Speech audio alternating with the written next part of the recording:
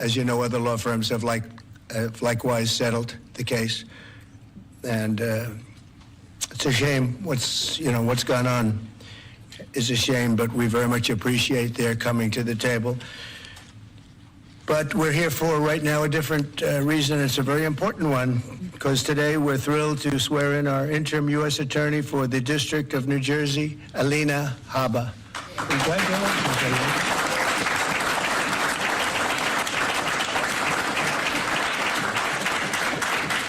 And I want to just congratulate, along with your husband, Greg, and your children, your wonderful parents who I've gotten to know over the years, great parents and a great family, so congratulations. And to Luke, Chloe, and Parker, that's great. You're proud, right, of your father and your mother, right? Both. Not just your mom, right? Your father, too. He's done pretty well. He's a good guy and very successful man. I also want to thank Attorney General Pam Bondi. She's been incredible, by the way. She's, I don't want to brag, but I've been watching her for the last couple of weeks, and she's been incredible. Thank you very much, Pam.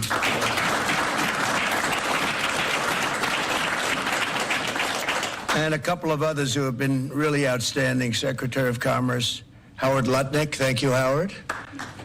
Thank you very much.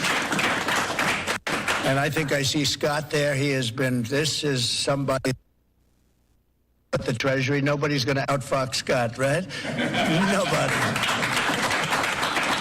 And he's waiting for Liberation Day, right? Which is April 2nd. We wanted to do it April 1st, but that has some negative connotation. And I see Sebastian Gorka there. Thank you, Sebastian, very much. That's very much. Kevin, thank you very much. We have great people. Susie Wiles, most powerful woman in the world. She was just rated the most powerful woman in the world. If you think about it, I guess it's true when you think about it.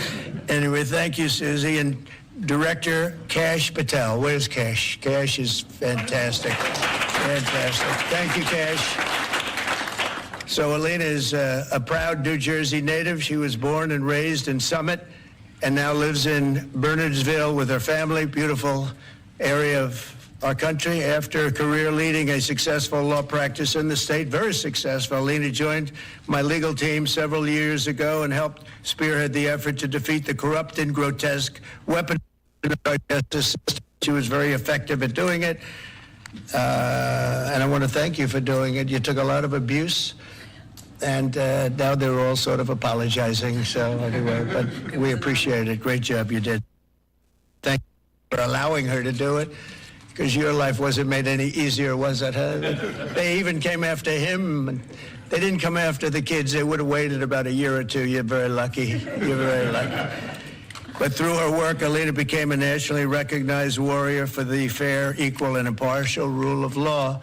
She also serves as a key member of my successful 2024 campaign for president. You saw her doing a lot of explaining and doing it very well. And upon my inauguration, she joined the White House as senior staff.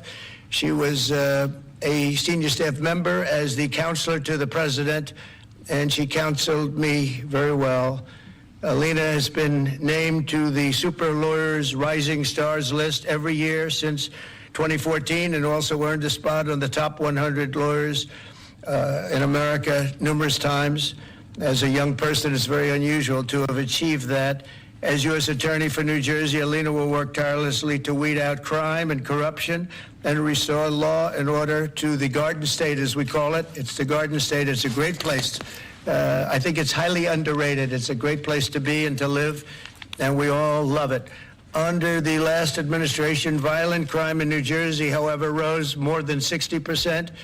And under the last administration, violent crime throughout the country rose at levels that are higher than that and unacceptable, and we're bringing it down, and we're getting rid of a lot of bad people. They're being taken out, and we hope this court system that's become so active all of a sudden in trying to protect some very, very bad people of crime, they have to stop. They have to let us do the job. We were elected to do the job. They shouldn't be interfering in that. It's a very sad thing that's going on. Nobody can even believe it. They'd rather have them stay in our country. These are murderers in many cases and people about as bad as we've ever seen. and they have to let us do the job. They have to let Cash and Pam and everybody else do their job. Alina will take on the violence and the law-breaking in Newark, however, in Camden and all parts of New Jersey, and she'll be as good as illegal aliens and criminal cartels to the fullest extent of the law. And between Pam and Alina, you don't want them after you, I can tell you. I watched Pam 2 days ago talking about what was so unfair to a patriot, what was happening, and she said, "We're watching you, we're looking for you, and you're not going to get away with it." You did very well. I think a lot of that stuff has stopped. They watched and they said, who needs this, right, Pam? So thank you very much. Really amazing job that you're doing. So, Alina, I want to congratulate you now. I will ask Pam, our Attorney General, to come up and do the honors of swearing in. And this is a great day for law enforcement in our country. Thank you very much. Thank you.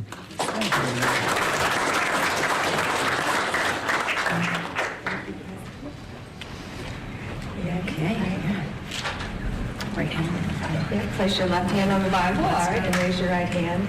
I do solemnly swear I, Alina Habba, do solemnly swear that I will support and defend the Constitution of the United States that I will support and defend the Constitution of the United States against all enemies, foreign and domestic, against all enemies, foreign and domestic, that I will bear true faith and allegiance to the same, that I will bear true faith and allegiance to the same, that I take this obligation freely, that I take this obligation freely, without any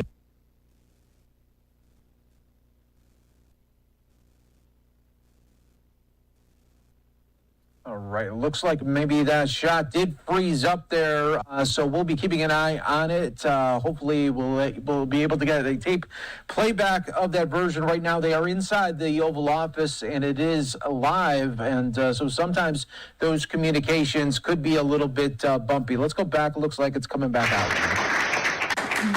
Thank you so much, President Trump.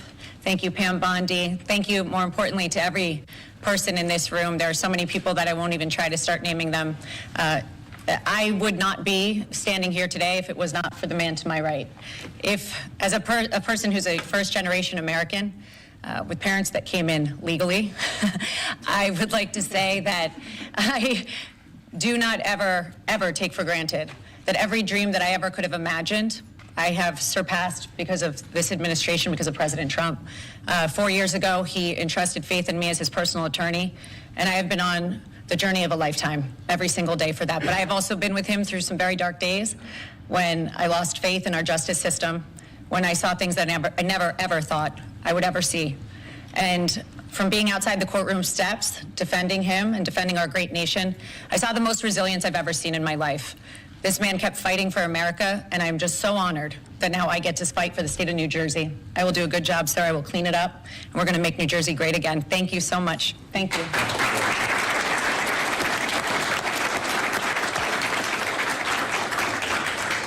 Thank you very much. Do you have any questions, please? Mr. President, Canada's Prime Minister says that they will be implementing retaliatory tariffs. You said if that were to happen, that you would be responding with large-scale tariffs. Will you be following through with that promise? Well, absolutely, but we had a very good conversation. Mark called me today at 10 o'clock. We put out a statement. We had a very, very good talk. He's going through an election now, and we'll see what happens, but we have Liberation Day, as you know, on April 2nd, because, and I'm not referring to Canada, but many countries have taken advantage of us, the likes of which nobody even thought was possible for many, many decades, And, you know, that has to stop. We're going to end up with a very good relationship with Canada and a lot of the other countries. Some we probably won't. It won't be so pleasant, but I think most countries are agreeing with me. They actually, many of them have actually apologized. They said, look, we have taken advantage. And I don't blame them as much as I blame the people that stood, in this case I can say the men, because so far they've been all men, haven't they? But the men that sat right there and behind the Resolute desk, mostly the Resolute desk, you know.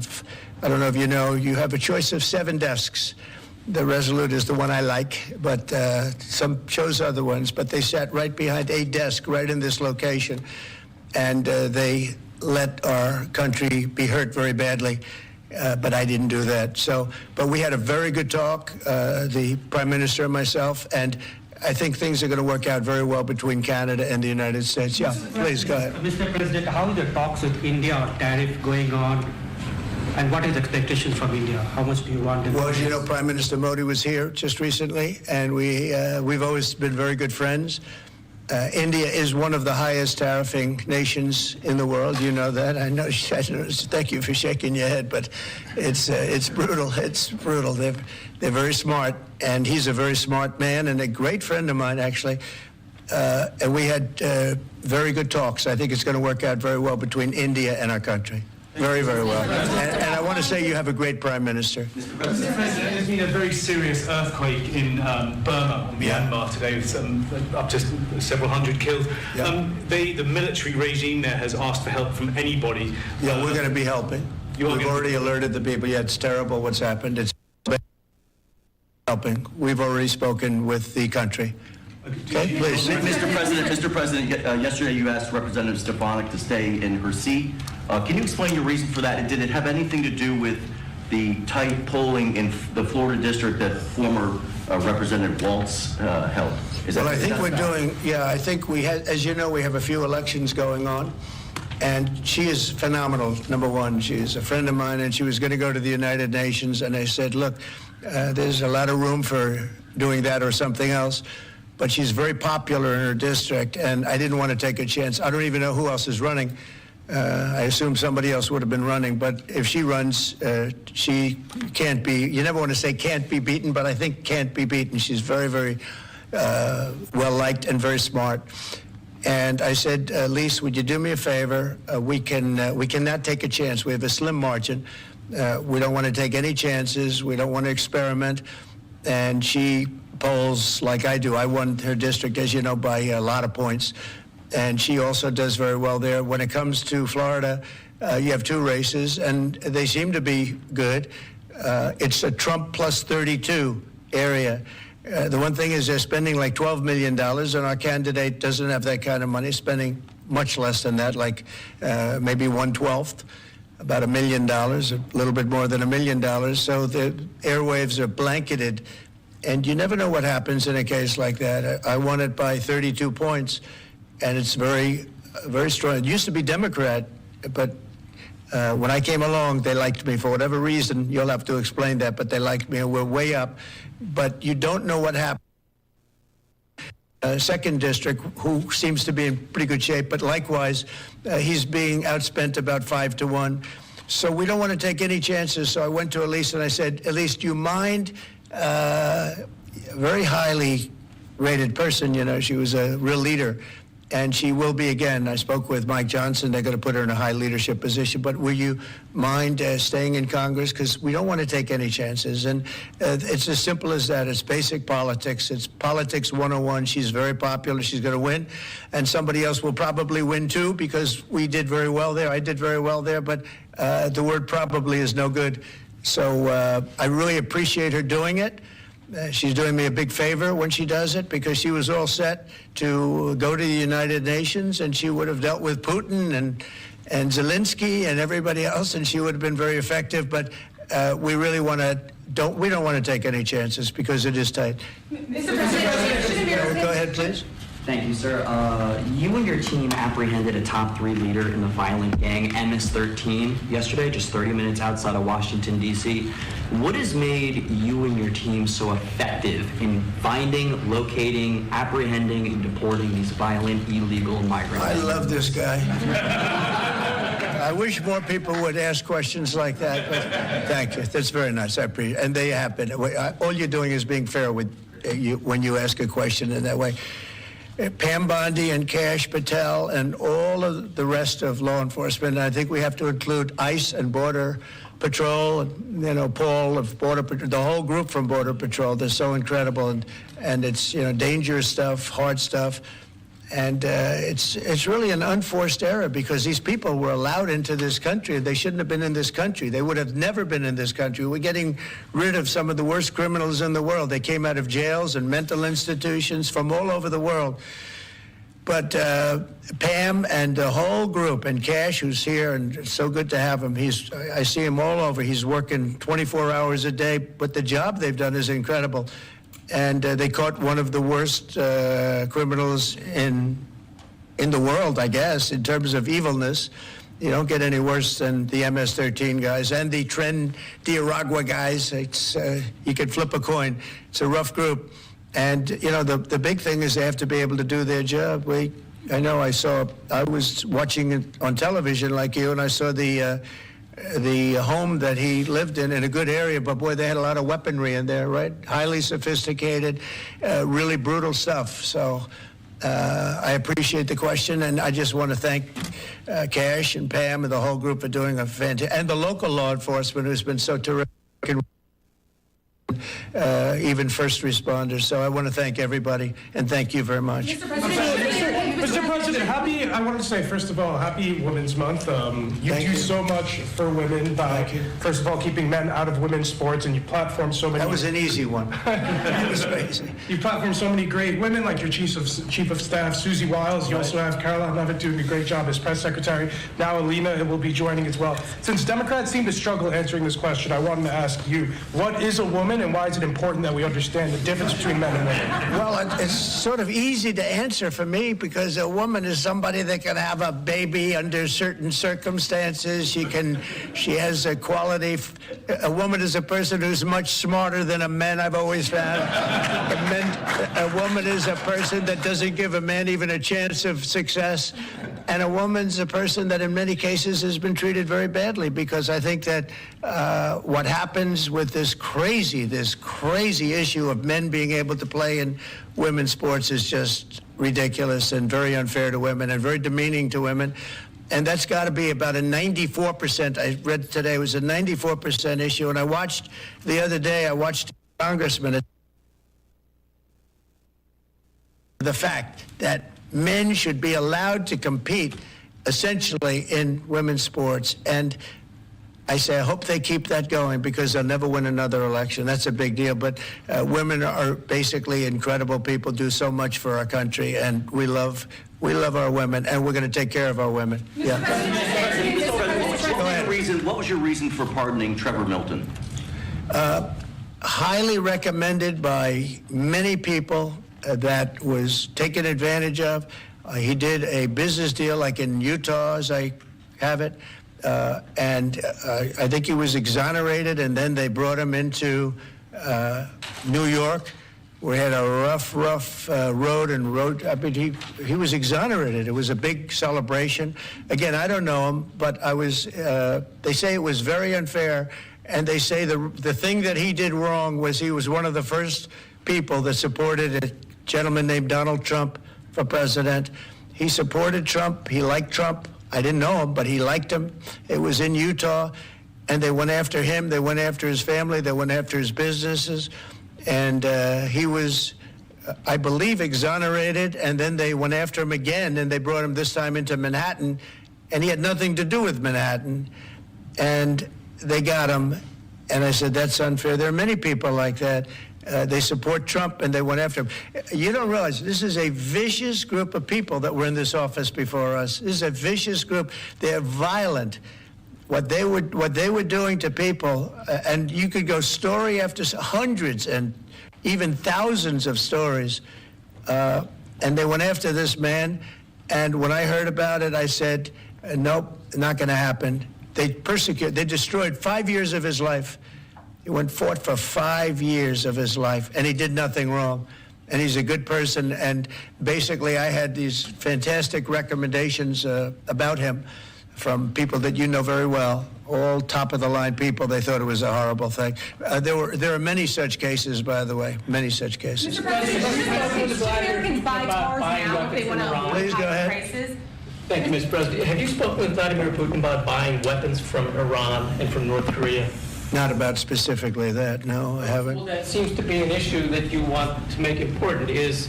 Well, I'm making all issues important. You got a lot of important issues. You also have the children issue that's important. You know, it's a lot of children are living in Russia right now. That's a horrible situation that would have never taken place if I was and the country is being decimated. But, you know, they're losing 2,500 on average young men, mostly men, almost in all cases men actually, but young men every single week, 2,500, and they're not from our country, they're from Ukraine and they're from Russia, but it's human lives, and if we can get it stopped, and I think we're making progress, but there's a lot of ill will between the parties.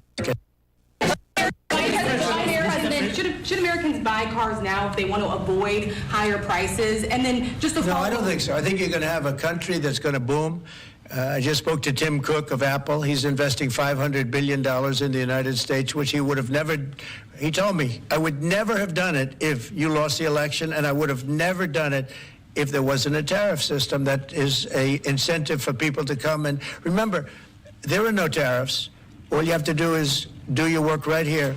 If you have your company here, if you build your product, make your car, or whatever it is you're making, no tariffs. And we're going to have, I think, Scott, I would say we're close to $4 trillion, even going close to $5 trillion. Now, we haven't had that for years. If you add up years, they haven't invested like that.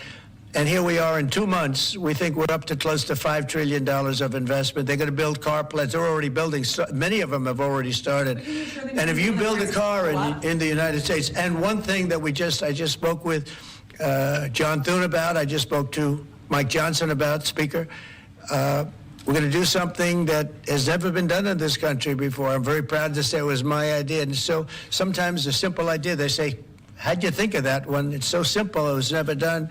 If you buy a car in the United States that's made in the United States, if it's manufactured here, when you borrow money, if you borrow money, you have interest payments, we're going to let you deduct the interest payment for income tax reasons. And I think that's going to more than pay for itself. I think people are going to be, they've never had a deduction. You know, deductions are supposed to be for like rich people, and it's unfair to have that. But rich people are, I think I know more about deductions than any human being on earth. But, you know, the truth is that people that are middle-income people that buy a car and actually have to borrow money, they're going to now get an interest deduction on their car if it's made in the United States. If it's made someplace else, that won't take place. But car companies, as you know, are already expanding and building new plants. They've already started. And I think you're going to see numbers. Howard, you're seeing it, and Scott, you're seeing it. You're going to see numbers the likes of which you've never seen before. Yeah, please go ahead. The Vice President is in Greenland right now. Do you have plans to expand U.S. military presence in Greenland? Is that...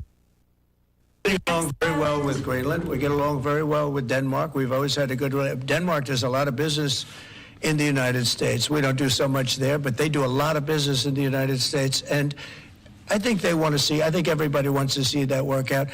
We need Greenland, very importantly, for international security. We have to have Greenland. It's not a question of, do you think we can do without it? We can. If you look at Greenland right now, if you look at the waterways, you have Chinese and Russian ships all over the place. And we're not going to be able to do that. We're not relying on Denmark or anybody else to take care of that situation. And we're not talking about peace for the United States. We're talking about world peace. We're talking about international security. And right now, you look at it, you have warships all over the place going through right along Greenland. We're not going to let that happen. We cannot let that happen. Or if it's going to happen, we have to be protective of our country. And more important, really protection not only of our country, of the world. So Greenland is very important. In modern day weaponry makes Greenland 100 years ago, less so. But also, Would you like to visit Greenland? If you notice, also some of those, you could call them roadways, okay? They're water roadways.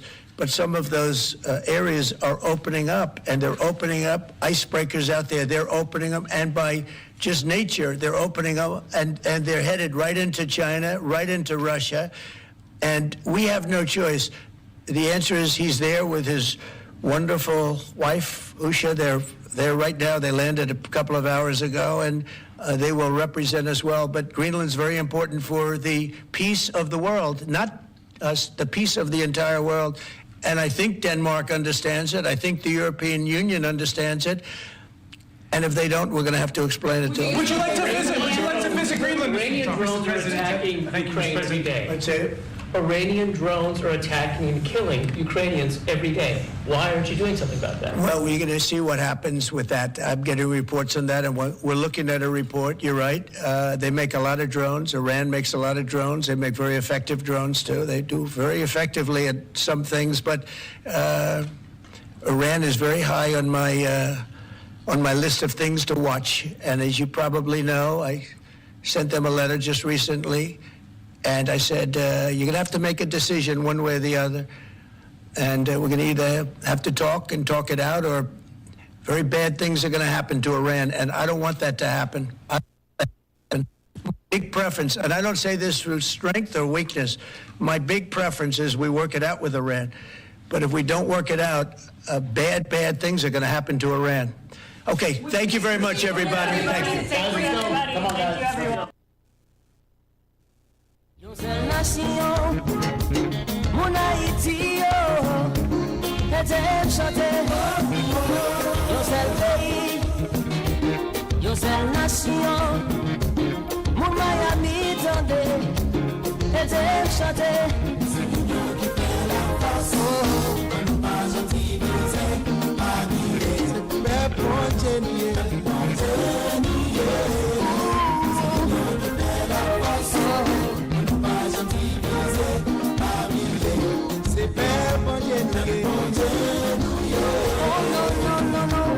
Yo sel peyi, yo sel nasyon, moun Haiti yo tande, ete m chante. Yo sel peyi, yo sel nasyon, moun Miami, ete m chante. Oh yeah.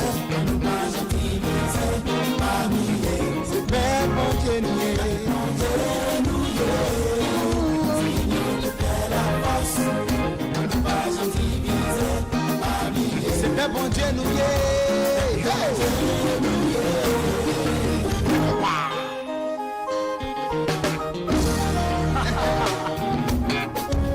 Alors, Tia moi, je vais parler avec mon là. Alors, mais ça m'a dit, alors, mon film, mon cap marché ici, Miami, il a parlé mal sur nous. Parce que aussi, il a chanté comme ça, Tia Wall, qui porte la cuisine à batterie. Il a critiqué, oh oui, ça son jazz n'a fait, nous pas pour le bon Dieu. Alors, mon message que m'a pas mon ça en soya, m'a fait reconnaître qu'il juger. M'a fait reconnaître le jeune garçon de quoi, Wall Ismaël aussi, ni tu n'as marché, puis il juger. Parce que son seul travail n'a fait. Alors, ça qui mal là, c'est le malheur à pas qu'à manger, ou bien frère à pas qu'à habiller. Alors, pour l'église, pareil, nous-mêmes, c'est nous-mêmes qui critiquons. Alors, mon message qui est monté à soya, quand on a critiqué mon bon sang, quand on a critiqué aussi, nous avons chanté, qui bon Ismaël n'a pas c'est pour nous qui pas juger moun, pas juger moun parce que Jésus est pour venir. Alors, Tia la petite de marché bon.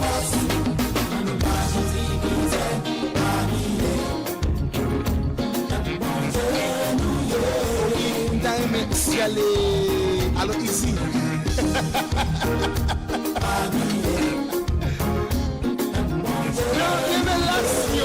La bonne marchandise. Alors ici. Mais nous oui.